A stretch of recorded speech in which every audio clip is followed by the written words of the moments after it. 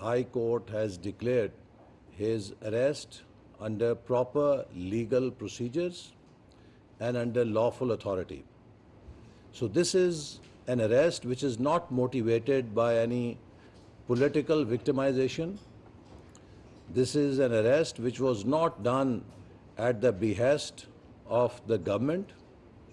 It is an arrest that was made by the National Accountability Bureau, the institution that is supposed to look after corruption cases in the country.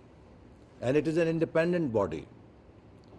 Unfortunately, the response that was given by followers of Mr. Imran Khan have, I think, created a great embarrassment for their own party and for him.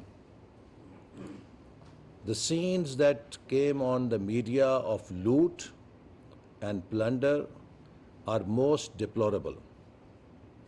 Because Mr. Khan had been championing all through his career that he stands for rule of law.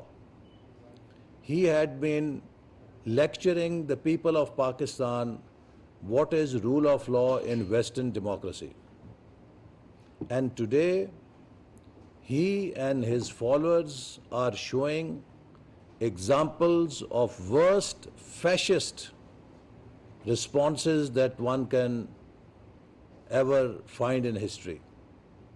This is the worst kind of demagoguery, the worst kind of fascism that is being demonstrated by a leader whose rise to fame was sports.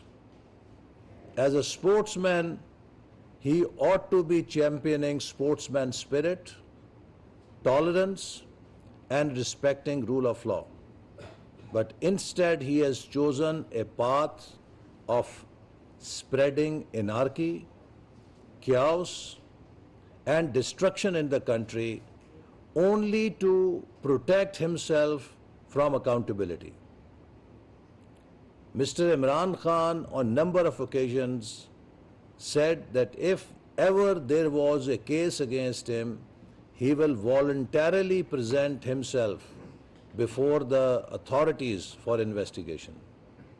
And as you know, that this case in which he has been arrested by NAB is a case of graft, a case of embezzlement, a case of corruption of 160 million pounds, which is 60 billion Pakistani rupees.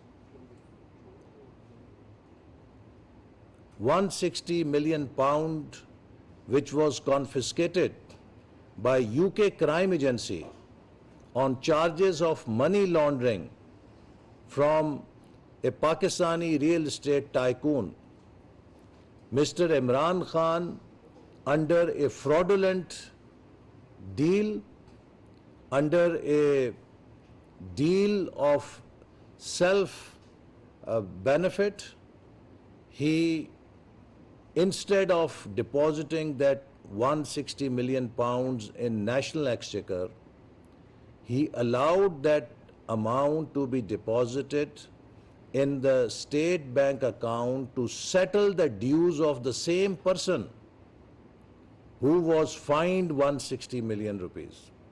So in fact, 160 million pounds which were confiscated from this person for money laundering in UK, Imran Khan returned that confiscated money back to him so that he could settle his account with Supreme Court.